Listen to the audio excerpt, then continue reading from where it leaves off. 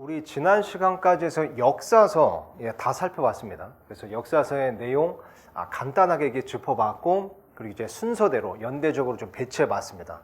그래서 오늘은 시가서 5건에 대해서 좀 정리하고요. 간단하게 짚어보고 마찬가지로 배열한 뒤에 마치도록 하겠습니다. 자, 시가서 첫 번째 나오는 게 이제 욥기죠.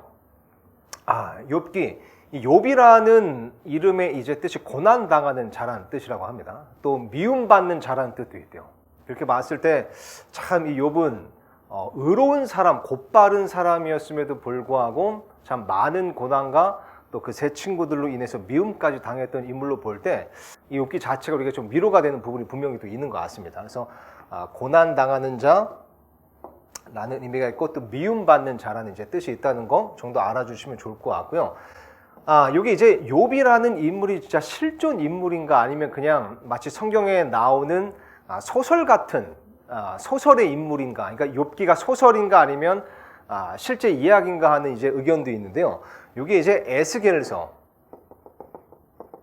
14장 14절에 보시면 하나님께서 직접 욥이라는 인물을 인용을 하세요. 그래서 그 에스겔서 14장 14절 말씀을 보더라도 욥은 실존 인물이었구나, 역사적인 인물이었구나 라는 것을 알 수 있습니다. 욥은 보니까요, 이제 보통 우리가 봤을 때 족장시대 사람으로 얘기를 합니다. 게다가 이제 많은 신학자들이 동의하는 부분은 이게 이제 심지어 아브라함이 이제 족장시대 사람이잖아요. 근데 그 족장시대, 그러니까 아브라함 이전의 사람이었을 거라고 추적을 합니다. 왜냐하면 이 욥기 이 말씀을 보면 그 욥과 세 친구, 나중에 엘리후, 그리고 이제 하나님께서도 등장하셔서 이게 대화 형식으로 돼 있잖아요. 막 대화를 주고받는 형식으로. 근데 욥이란 인물도 그렇고 세 친구도 마찬가지고 엘리후, 하나님을 비롯해서 아브라함을 전혀 언급하지 않습니다. 그리고 또 뭐 성막이나 율법 이런 것들을 전혀 언급하지 않아요. 그러니까 욥이라는 인물은 아브라함 이전의 사람이었을 거라고 우리가 합리적으로 이제 추측해 볼 수 있습니다. 그렇게 봤을 때 그래서 이 욥기가 성경 66권에서 가장 오래된 책으로 우리가 추정을 합니다. 왜냐하면 아브라함 이전, 심지어 모세 이전, 그죠? 그 율법 이전의 사람이었기 때문에 성경에서 보자면 가장 오래된 책으로 우리가 추정해 볼 수 있죠. 욥기가 이제 구성을 보면, 욥기 구성을 보면요, 욥이 이제 말한 말들 속에 참 진리의 말씀들이 굉장히 많습니다. 은혜로운 말들도 많죠. 그리고 이제 욥의 세 친구가 나와서 욥과 이제 쉽게 말해 썰전을 이제 벌이잖아요. 막 논쟁을 벌이는데 욥기를 읽을 때 우리가 조금 이제 구분해서 읽어야 되는 부분이 이제 그겁니다. 그러니까 이 세 친구의 말들을 보면요, 거기에 진리도 있습니다. 그러니까 이 세 친구가 나중에 하나님께 혼나잖아요. 그래서 욥이 중보 기도를 해줘가지고 하나님께서 이 세 친구를 용서하실 정도로 어떻게 보면 이 세 친구가 말 실수를 한 사람들이에요. 근데 그렇다면 이 욥기에 나오는 세 친구가 한 말들을 우리가 다 버려야 되냐? 또 그것은 아닙니다. 보면 이 세 친구는 특히 심은 대로 거두리라는 하나님의 어떤 원칙, 그러니까 성경적 원칙에 따라 얘기를 한 것이기 때문에 이 욥의 세 친구들의 이 말들을 보면 거기에 진리가 분명히 있습니다. 근데 이제 왜 하나님께 이들의 말들로 인해서 이 꾸짖음을 당했는가, 왜 책망을 받았는가? 그것은 진리긴 진리인데 이 진리를 적용함에 있어서 잘못하는 거예요. 그러니까 욥이라는 인물은 사실 우리가 이제 1장을 통해서 왜 이런 시험과 고난을 당했는지 알고 있잖아요. 그렇게 봤을 때 그것은 하나님께서 욥의 믿음을 단련하시기 위함인 거고, 또 그런 시험을 통해서 또 더 큰 복을 주시고자 하는 목적이 있었는데, 그걸 이해하지 못하고 너무 단편적으로 그리고 편협된 생각으로 그저 욥을 정죄하는 데 진리를 사용한 겁니다. 그러니까 이 같은 진리여도 적용하는 그런 시기가 잘못됐었고, 그죠? 그 때가 적절하지 못했었고, 또 그 방식이 잘못됐었기 때문에, 또 목적이 잘못됐었기 때문에 하나님께서 이제 꾸짖으신 거다. 그래서 우리도 이걸 통해 또 배울 수 있는 것은 같은 진리, 그러니까 진리를 말하더라도 에베소서 말씀처럼 사랑 안에서 진리를 말해야 된다는 거죠.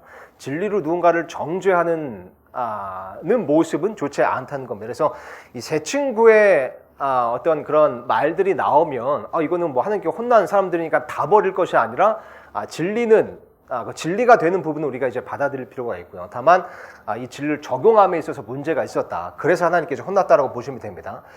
엘리후라는 사람은 좀 특별합니다. 욥기 말씀 읽어보신 분들은 아시겠지만요.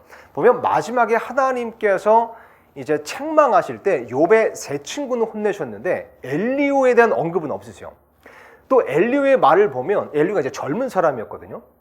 이제 막 욥하고 세 친구하고 막 논쟁하는 것을 그냥 보고 참다가 마지막에 이제 딱 입을 열어서 하나님께서 등장하시기 전에 딱 되게 뭐랄까 좋은 말들을 찌르듯이 굉장히 어떻게 보면 저 같은 경우 개인적으로 읽을 때 되게 사이다 발언들을 많이 해요. 이제 그런 인물로 등장하는데 하나님께서 마지막에 나타나셔서 욥의 세 친구들을 혼내셨지만 엘리후는 혼내지 않으셨고 또 엘리후에 대한 언급이 없는 거 보면 엘리후가 한 말들은 하나님께서 보셨을 때 판단하셨을 때 옳다고 판단하셨다고 생각이 됩니다. 물론 사람의 말이기 때문에 완전하지는 않았지만 그래서 하나님께서 엘리후 말 이후에 등장하셔서 친히 이제 정리를 하신 거죠. 논쟁을. 그래서 엘리후가 논쟁을 정리하려고 했지만 역시 불완전한 사람이기 때문에 정리하지 못했습니다. 근데 엘리후의 말들을 보면 정말 놀라운 진리의 말씀들로 가득 차 있다. 그래서 엘리후의 말은 우리가 이 편이 말할지 모르지만 더더욱 좀 귀를 기울일 편이 있을 것 같고요. 게다가 이 엘리후라는 이 사람의 이제 말이 나오는 대목을 보면요. 욥기 32장부터 이제 엘리후가 등장하는데 15절 이하 보면 엘리후가 말할 때 그 서술을 1인칭 단수로 얘기합니다. 그러니까 내가, 나는 이런 식으로 얘기를 한다는 거예요. 그렇게 봤을 때 욥기라는 이 책은 이 엘리후가 기록한 것이 아닌가라고 또 추정해 볼 수 있습니다. 욥이 기록했다라고 추정해 볼 수 있지만 그런 32절 이하에 나오는 단수, 1인칭 단수 시제를 봤을 때 이 엘리후가 욥기를 기록했을 거다라고 이제 보는 견해도 있습니다. 그래서 욥기 요 정도로 좀 정리하시면 될 것 같고요. 자, 그 다음에 나온 게 이제 시편이죠. 자, 시편은 시편의 기자가 이제 다윗, 모세, 아삽 등이 있는데 이제 다윗이 이제 시편 150편 중에서 73편 이상을 이제 기록을 했습니다. 그러다 보니까 대부분 다윗의 그러니까 절반 이상의 다윗이 지은 시죠. 원래 이제 시편이 히브리어로 보면 이게 이제 5권으로 돼 있었다고 해요. 그래서 지금 이제 한 권으로 이제 모아놨지만 이제 5권으로 되어 있고요. 추정하기를 정확한 건 아니지만 아마 요 시편을 편집하는 것은 나중에 이제 에스라가 이제 굉장히 율법에 능한 서기관이었잖아요. 그 에스라가 요 시편을 이제 편집했을 거다라는 이제 의견이 있습니다. 이제 추정이 있습니다. 5권 이게 결국 내용상에 따라 이게 5권을 분리해서 보면 내용상에 따라 이제 5권을 분리한 것처럼 보이는데요. 이거 잠깐만 어떻게 나누는지 말씀드리면 읽으실 때 조금 참고하실 수 있는 부분이라 말씀드리겠습니다. 일단 제 1권은 1편에서 41편까지입니다. 그리고 제 2권은 42편부터 72편까지고요. 그리고 제 3권은 73편부터 89편까지입니다. 그리고 제 4권은 90편부터 106편까지고요. 그리고 107편부터 이제 150편까지가 제 5권으로 이렇게 이제 5권으로 되어 있습니다. 근데 요게 특징은 뭐냐면요. 각 권의 이 끝나는 시편이 있잖아요. 41편, 72편, 89편, 106편, 150편. 이게 다 하나님을 찬양하는 내용으로 끝납니다. 그래서 그런 걸 볼 때도 이 시편을 기록한 궁극적인 목적, 그것은 하나님을 찬양하기 위한 것이다 라는 것을 우리가 알 수 있습니다. 시편, 이게 사실 보면 이 내용을 보면 아시겠지만 이 참 하나님의 성도들의 어떤 그 신앙적인 경험이 가장 많이 농축되어 있는 그런 시편을 볼 수 있습니다. 그래서 또 감정 표현도 굉장히 많이 나오고요. 또 하나님을 삶 속에서 신앙적으로 경험한 그런 내용들도 많이 나옵니다. 그래서 우리가 이 시편을 읽을 때 참 우리 개인의 신앙생활, 삶 속에서도 공감하는 부분이 많아서 많은 사람들이 이제 사랑하고 있는 시편인데요. 단지 그런 내용뿐만 아니라 여기는 굉장히 중요한 메시아적 예언들도 많이 기록되어 있습니다. 그래서 많은 시편들, 특히 다윗의 시편들을 보면 앞으로 오실 그 메시아 예수님의 초림뿐만 아니라 재림에 있을 그런 예표가 되는 내용들도 굉장히 많아요. 다윗이 삶 속에서 직접 경험한 일이고 직접 겪은 사건이지만 그게 나중에 예수님께서 초림 때 겪으실 어떤 고통, 고난 이런 것의 예표로서 기록되어 있다는 거죠. 뿐만 아니라 여기에는 우리가 또 시편 묵상 지금 이렇게 매일 하고 있지만 거기 보면 예수님께서 재림하실 때 정말 환란기 때 그 유대인들을 건져내시고 그래서 천년 왕국을 세우신 어떤 그런 예언적인 내용도 굉장히 많이 기록되어 있습니다. 그렇게 봤을 때 이 시편 150편 중에 다윗의 시편의 비율이 가장 많다는 게 또 이해가 되죠. 왜냐하면 다윗은 그 메시아의 그림자이고 예수님의 예표적인 인물이기 때문입니다. 그래서 이 시편을 우리가 이제 다윗의 시편이라고 부르는 이유도 이제 거기에 있다고 볼 수 있습니다. 자, 시편 이렇게 간단히 또 정리하고요. 그 다음에 나온 게 이제 잠언이죠, 잠언. 잠언이 영어로 이제 Proverbs라고 되어 있고요.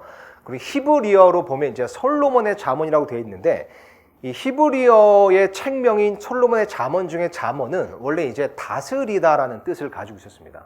그래서 요 잠언의 내용을 보시면 알겠지만 이것은 우리의 행동을 잘 다스리기 위한 그런 어떤 교훈으로 가득 차 있죠. 그래서 요 잠언의 히브리어 의미 다스리다라는 것도 우리의 마음에 좀 와닿기도 하고요.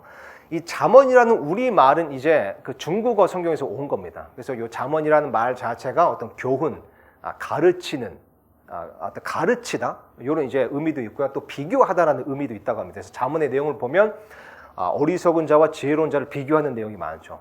사악한 자와 의로운 자를 비교하는 내용도 많습니다. 그럼으로써 교훈을 주는 잠언 이라는 의미에서 우리말 요 타이틀, 요 이제 책 제목도 굉장히 또 적절하다고 볼 수 있습니다. 근데 어쨌든 원제, 그러니까 히브리어 책명은 다스리다라는 의미를 가지고 있었다는 건 기억하시면 될 것 같고요.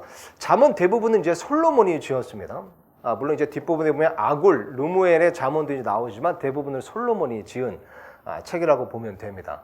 지혜에 대해서 이제 얘기를 하고 있죠. 그리고 궁극적인 어떤 주제를 보자면, 본질적인 주제를 보자면 하나님을 두려워하는 것이 지혜의 시작이다라는 이제 구절이 반복되면서 정말 지혜가 무엇인가? 지혜는 성경 말씀에 보면 하늘로부터 하나님으로부터 오는 것이기 때문에 하나님을 두려워하는 자에게 하나님께서 더욱 풍성한 지혜를 주시고 하나님을 두려워하는 것 자체가 그분을 경외하는 것 자체가 삶의 큰 지혜라고도 볼 수 있는 그것을 배울 수 있는 책이라고 볼 수 있습니다.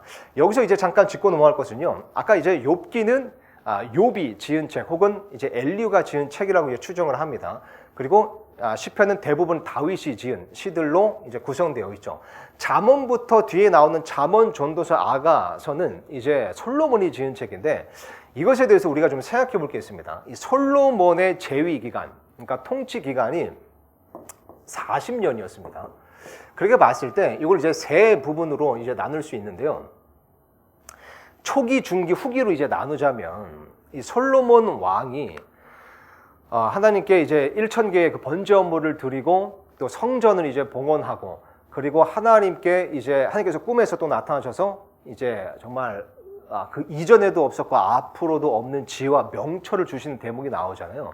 그래서 그 지혜와 명철로 정말 이 지혜롭게 이 왕국을 다스리는 기간을 우리가 이제 초기라고 봅니다.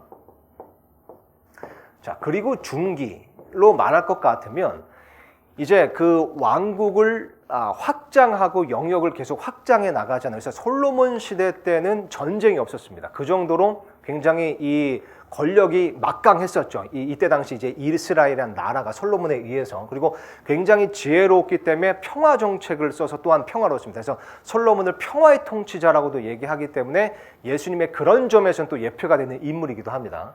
자, 그러다 보니까 평화 정책을 쓸 때 이제 다른 이방 민족들과 정약 결혼까지도 이제 맺는 일이 있습니다. 그럼으로써 이방인들을 자신의 아내로 삼는 일들도 되게 많이 하죠. 거기까지만 해도 참 이게 어떤 하나님의 법, 하나님의 뜻에 맞지 않는 일인데 더 나아가서 그 이방 여인들을 사랑함으로써 그들이 섬기던 우상들을 또 들여오게 되잖아요. 그래서 우상 숭배를 하게 됩니다. 그래서 이 솔로몬이 굉장히 타락하게 된 시기, 타락한 시기를 우리가 중기라고 이제 봅니다. 그리고 이제 후기를 보면 그 모든 거를 다 이제 쾌락을 다 겪고 난 다음에 이제 알게 된 거죠. 참 인생이 하나님 없는 인생이라는 게 이렇게 헛되고 헛되며 헛되고 헛되구나, 허무하구나 라는 것을 깨닫고 다시 하나님께로 돌아온 그런 시기를 우리가 이제 후기라고 얘기를 합니다.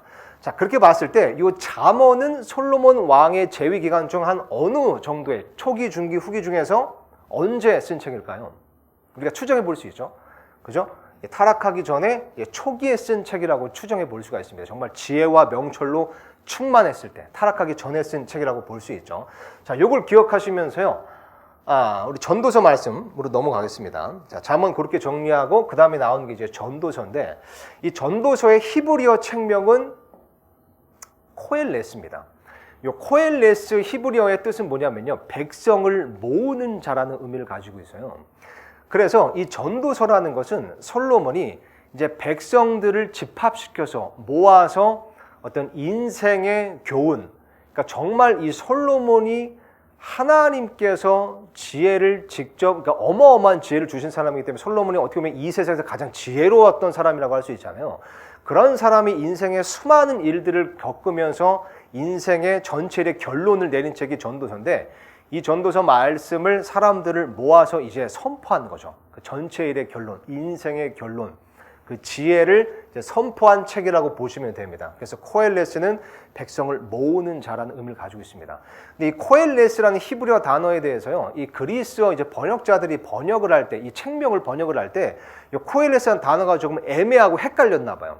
그래서 이거를 어쨌든 어떤 집합, 집회라는 의미를 가지고 있기 때문에 이게 영어로 전도서가 에클레시아테스라고 되어 있습니다. 그게 이제 우리 교회를 의미하는 단어인 에클레시아에서 파생된 단어죠. 그래서 그리스어인데, 그러니까 어떤 교회, 집회, 집합, 그리고 이것이 나중에는 어떤 선생이라는 의미로도 썼다고 합니다. 그렇게 봤을 때 이 전도서의 궁극적인 목적은 뭐다? 이 백성들을, 사람들을 모아놓고 지혜를 가르친 책이라고 이제 볼 수 있습니다. 그래서 코엘레스, 백성을 모으는 자라는 의미가 있고요.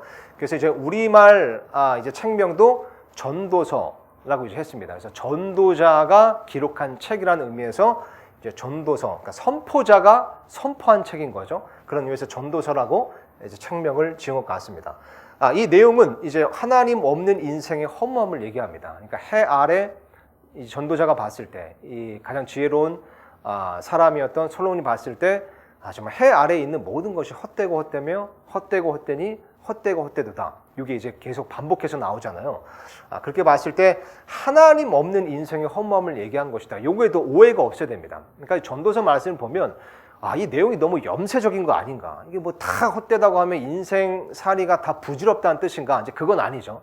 그러니까 결론의 마지막에 내리는 것처럼 헛되고 헛되며 헛되고 헛되니 헛되고 헛되도다. 요 이제 말은 하나님 없는 인생이 이제 헛되다는 걸 얘기해 주는 거고요. 그렇게 봤을 때 전도서 말씀에 보면, 읽어보면 하나님께서 베푸신 은혜 가운데서의 인생은 되게 즐겨야 된다는 내용도 굉장히 많이 나와요. 그러니까 다 염세적으로 다 부질없는 짓이야 라고 하는 것이 아니라, 정말 선포자가 본, 이 솔로몬이 본 지혜라는 것은 하나님께서 주신 어떤 은혜, 베푸신 그 은혜 안에서는 우리가 그 인생, 하나님께서 허락하신 인생을 즐겨야 되는 것 또한 지혜라고 얘기하는 책이라고 볼 수 있습니다. 그래서 이것은 염세주의적인 책이 아니다라는 오해는 우리가 좀 풀 필요가 있습니다.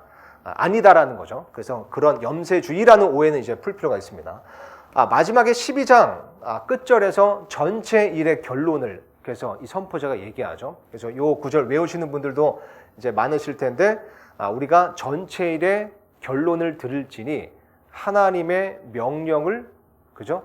하나님을 두려워하고 그분의 명령을 지킬지어다. 이것이 사람의 온전한 의무이니, 그리고 다음 구절에 뭐라고 나오냐면, 이것은 뭐라고 나오죠? 하나님께서 모든 은밀한 일과 더불어 선한 일이든 악한 일이든 모든 일은 심판하실 것이기 때문이라. 그래서 우리가 하나님 은혜 가운데서 인생을 즐기는 것도 참 중요하지만, 더 나아가서 그 인생을 즐긴다는 것, 그래서 하나님께서 주신 복을 얻음으로써 참된 가치가 있는 삶을 산다는 것은 뭐죠? 하나님을 두려워하는 삶, 그래서 그분의 명령들을 지키는 삶, 그래서 우리가 맞이하게 될 그 심판을 준비하는 삶, 그것이 이 인생의 결론이라고 이 선포자, 이 솔로몬은 정의를 내립니다. 이 부분도 우리가 기억해야 될 부분이겠습니다.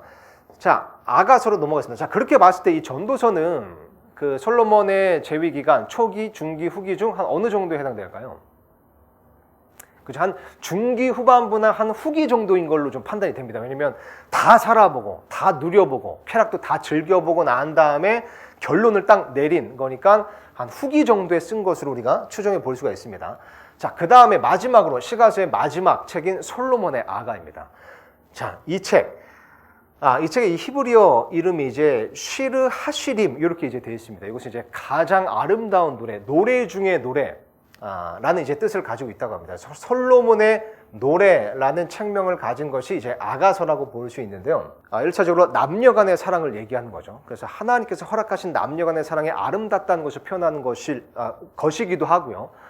또한 이것은 하나님께서 택하신 그 선민 이스라엘 백성과 하나님과의 사랑, 그러니까 하나님께서 자신 택하신 선민을 얼마나 사랑하시는가에 대한 또한 기록이라고도 볼 수 있고 그걸 나타내주는 그런 성경책이라고 볼 수 있습니다. 게다가 또한 신약 성경에 보면 우리 교회를 예수님의 신부라고 얘기하고 있죠. 그렇게 봤을 때 신랑 되시는 예수님께서 신부 되는 우리 교회를 얼마나 사랑하시는가, 또 교회가 신랑 되신 예수님을 얼마나 사랑해야 되는가, 예수님과 교회의 그런 사랑 관계를 또한 표현한 기록한 그런 책이라고도 볼 수 있습니다. 그래서 남녀 간의 사랑을 1차적으로 이제 그리다 보니까 여기 보면 유대인들은 그랬대요. 유대인들은 이 책의 내용이 너무 이게 관능적이다 라고 이제 판단을 해서 유대인들 그 30세 이하의 사람들을 못 읽게 했대요, 이게. 그러니까 오늘날로 말하자면 청소년 관람 불가 약간 이런 거죠. 유대인들은 이제 그랬다고 합니다. 근데 단지 이게 남녀 간의 그런 사랑이 어떤 에로스적 사랑이 아니라 이게 더 나아가서 하나님께서 그분의 백성을 얼마나 사랑하시는가, 더 나아가서 신랑 예수님과 신부 교회의 사랑을 그리고 있기 때문에 이것은 굉장히 영적으로도 큰 교훈을 주는 가치가 있는 책이라고 이제 볼 수 있습니다. 솔로몬의 아가를 보면요, 이게 이제 8장밖에 안 되는데 이게 읽으면서 좀 헷갈리는 이유가 8장 안에 좀 여러 인물들이 갑자기 막 등장을 해요. 그러니까 이게 도대체 무슨 내용인가 이제 싶잖아요. 근데 일단 추려보자면 등장 인물이 솔로몬, 그리고 목자, 술람미 여인 이렇게 이제 나옵니다. 여기서 이제 이견이 있습니다. 요걸 어떻게 이 세 인물의 관계를 어떻게 볼 것인가에 대해서 솔로몬의 아가를 읽을 때 되게 쉽게 읽혀질 수도 있고 좀 의아한 부분이 있을 수도 있어요. 일단 보면 솔로몬과 목자를 다른 인물로 보는 겁니다. 예. 자, 그렇게 보자면 요 내용이 읽어보시면 이제 스토리가 이제 어떻게 전개가 되냐면요. 이제 이 스토리의 배경이 이제 어떻게 보이냐면 이제 그 솔로몬 소유의 포도원에서 일하는 가난한 여인이 술람미 여인이었거든요. 자, 근데 그 포도원에서 이제 그 일을 하고 있었는데 거기서 한 목자를 만나게 됩니다. 그래서 이제 둘이 사랑에 빠지게 되죠. 그랬을 때 이 목자가 이제 내가 당신을 다시 데리러 오겠다라고 하고 이제 떠나게 돼요. 그 사이에 솔로몬 왕이 자신의 포도원을 이제 살펴보러 왔다가 술람미 여인이 아름다운 것을 보고 데리고 갑니다. 이제 그 왕비로 이제 삼는 거죠. 혹은 이제 그 첩으로 삼은 거죠. 그렇게 됐을 때 이제 술람미 여인이 그 여인들에게 인기가 많았던 그런 솔로몬의 왕궁에 들어와서 솔로몬의 사랑 또 구애를 받았음에도 불구하고 그 전에 포도원에서 만났던 이 목자를 잊질 못해가지고 나를 이제 놔달라, 나를 보내달라, 나의 진짜 사랑은 저절로 나오는 어떤 그런 내용입니다. 그래서 나는 나의 진정한 사랑은 그 목자다라고 이제 계속 이렇게 탄식을 하니까 결국 솔로몬이 이제 자유롭게 놔줍니다. 그렇게 됐을 때 술람미 여인이 이제 돌아오게 되고 목자 만나서 이제 또 그 영원한 사랑을 또 이어가는 어떤 그런 이제 로맨틱한 스토리라고 볼 수 있는데, 그렇게 되면 이제 문제가 뭐냐면요, 목자와 술람미 여인의 어떤 그 사랑을 어떻게 보면 방해하려고 했던 솔로몬 왕이라는 인물은 적그리스도의 예표가 됩니다. 그죠? 왜냐하면 분명히 목자는 예수님의 예표이고 술람미 여인은 예수님의 신부인 교회의 예표잖아요. 그렇게 봤을 때 그럼 솔로몬 왕이 적그리스도의 예표인가, 이런 의문점이 생기는 거예요. 그렇게 봤을 때 우리가 신학적으로 보고 교리적으로 봤을 때 내용상으로도 문제가 없다고 판단하는 또 다른 의견은 뭐냐면, 해석은 뭐냐면요, 솔로몬과 목자를 같은 인물로 보는 겁니다. 이게 이제 이렇게 되면 이제 마치 진짜 동화의 그 신데렐라 스토리처럼 되는 거죠. 그러니까 뭐냐면, 이렇게 봤을 때 이제 배경 스토리가 어떻게 되냐면, 솔로몬 왕이 목자, 그러니까 이 굉장히 지혜로운 왕이었잖아요. 그래서 이스라엘 사람, 자기가 다스리는 백성들이 어떻게 지내고 있는가를 보려고 목자로 변장을 해서 왕궁을 벗어난 겁니다. 그리고 이제 돌아보다가 술람미 여인을 자신의 포도에서 만나게 된 거예요. 그래서 둘이 이제 사랑을 키우죠. 그리고 이제 이 목자가 내가 당신을 다시 데리러 오겠다라고 이제 떠났을 때, 이 술람미 여인이 굉장히 그 목자를 그리워하는데, 이 목자가 술람미 여인을 데리고 왔을 때는 목자의 모습이 아닌 왕의 모습으로 온 겁니다. 가신 아들을 거느리고. 그래서 이 술람미 여인을 데리고 왕궁을 들어가서 이제 아내로 삼는 거죠. 이렇게 봤을 때 굉장히 또 더더욱 멋진 스토리가 되면서 솔로몬 왕도 멋진 인물이 되고, 그리고 이제 이게 정확히 솔로몬 왕과 목자가 한 인물로 봤을 때 정확히 예수님의 예표를 우리가 볼 수 있는 거죠.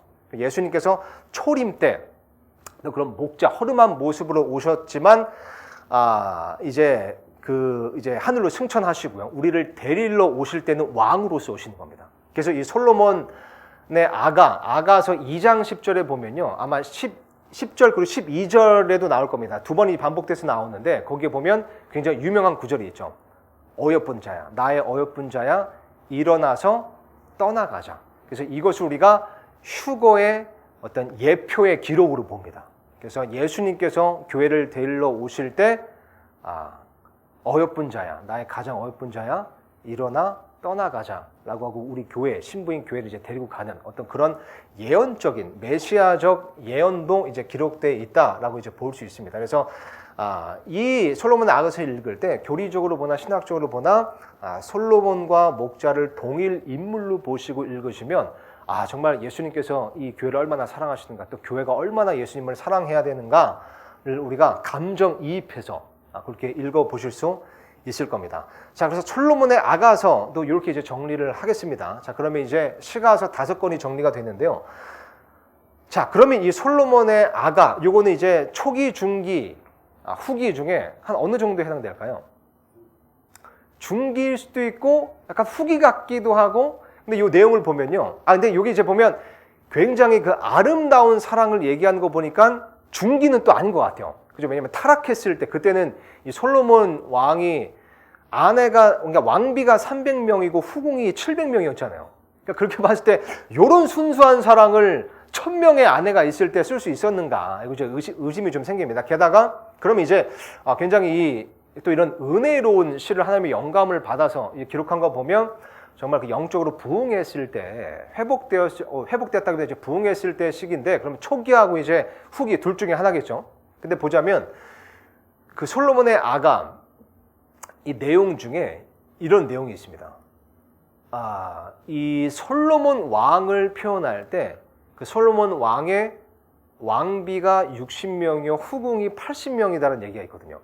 그런 걸 봤을 때 중기 이전인 것 같아요. 왜냐면 중기 때는 1000명이었으니까요. 그죠? 300명, 700명이었으니까 아마 초기 때 기록한 것을 봅니다.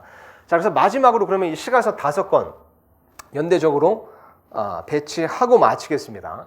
자, 욥기가 이제 어디로 들어가시는지 이제 알겠죠. 연대적으로 보자면요. 아브라함 이전의 사람으로 추정하기 때문에 족장시대 사람이기 때문에 아브라함이 등장하는 창세기에서 발생했다고 우리가 이제 볼 수 있습니다. 그래서 욥기는 창세기에 붙여놨습니다.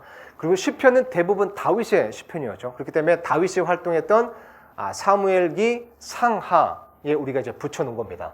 그리고 전도서 잠언 아가는 다 솔로몬이 쓴 책이죠. 솔로몬의 초기, 중기, 후기 이렇게 이제 나눌 수 있지만 어쨌든 정확히는 몰라도 다 그 40년의 통치 기간 중에 쓴 책이므로 이제 솔로몬이 등장하는 열왕기 상에 배치해 뒀습니다. 그래서 성경 말씀을 이렇게 쭉 읽어 나갈 때 욥기 그리고 시편, 전도서 잠언 아가까지 해서 이 시가서가 들어가는 위치, 어떤 그 연대적인 순서를 이렇게 기억하셔도요, 읽으실 때 조금 더 쉽게 읽으실 수 있을 것 같습니다. 왜냐하면 이 솔로몬이 이것을 기록했을 때 한 어느 정도 어느 시기 때 이것을 썼는가를 또 알 수 있고요. 또 다윗의 시편들을 보면 이제 사무엘기 상하의 그 내용과 비교해 볼 수 있는 내용들이 있거든요. 그래서 시편이 한 어느 정도 위치, 어느 정도 연대에 들어가는가도 중요합니다. 왜냐하면 어떤 시편들은 그 사무엘기 상하에 나오는 다윗의 그런 배경을 모르고 읽으면 좀 이해가 안 되는 부분이 있기 때문이죠. 그래서 이제 이런 부분에 있어서도 연대적 순서로 배치하는 게 중요하다라고 보시면 됩니다. 자, 그래서 우리 역사서 끝냈습니다. 그리고 시가서 끝냈고요. 그리고 다음 시간부터 이제 대연서 한 권 한 권 좀 간단하게 짚어보고요. 그리고 배치하는 것으로 요 구약 성경의 요 이제 전체적인 어떤 그림, 이제 파노라마, 그 연대적인 그림은 우리가 정리할 수 있을 것 같습니다. 예, 그럼 다음 시간에 뵙겠습니다. 수고하셨습니다.